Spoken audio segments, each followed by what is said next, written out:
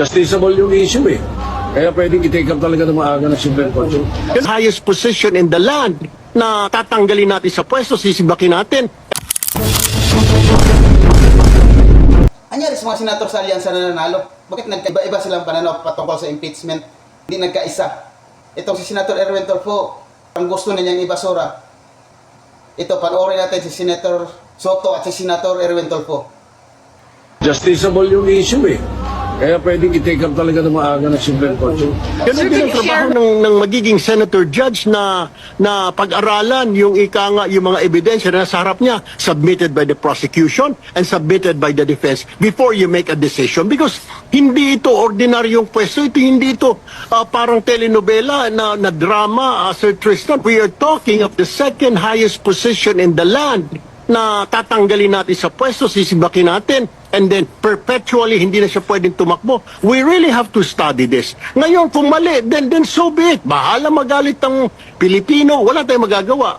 Pero then we will base our decision on the documents presented. Kung wala namang katurya-turya, din ibasura natin, di ba? Why do we have to waste time? Kasi para sa akin, baka ang iba dyan, mag-grandstand lang.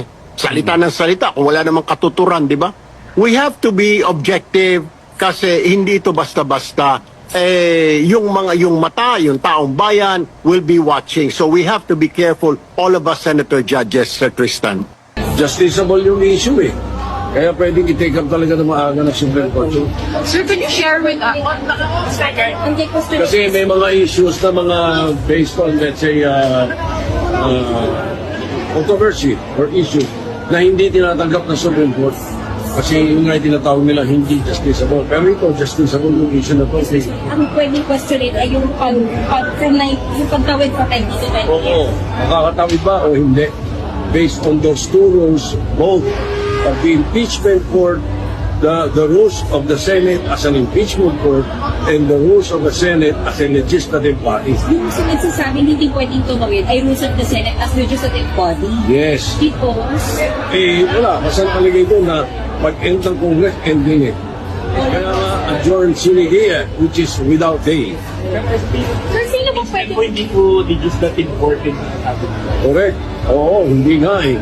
Kaya nga very controversial yung issue sapagkat ano yun, judicial work. Part of the work of the Senate as mandated by the Constitution. Sino pwede? Sir, Kasi pinatitirang ng Mindanao. Sorry? Oo nga eh. Yes, correct. Meron talagang ganung thinking na continuing body yun. And it is an impeachment court. It is a judicial court, a judicial body at that point. Kaya nga, tama rin yung posisyon na yun. Talagang very, very, very controversial. Sir, could you walk? Kung bang nakakasama sa kampanya na magiging election issue impeachment? I don't think it's going to be an election issue. Wala namang mga kandidatong involved sa impeachment eh. Hindi pa natin alam kung sino yung mga senador na napapasok sa 20th Congress. So, I don't think so. I don't think so. Sir, when you were watching the impeachment, did you see it as a good political move or a good I was not able to watch it, I'm sorry. I just found out that they... When you learned about it, sir, did you think it was a good move?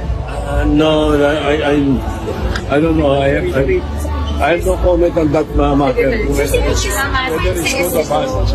Sa akin lang to, sa isip ko lang kay Senator Erwin Tulfo, parang gusto niyang ibasura ang impeachment ni BP Sara. Magkaiba sila ni Tito Sen. Sa ngayon, mas marami nang kumakampi sa mga Duterte. Good luck na lang. Ano kinalalabasan sa impeachment na yan.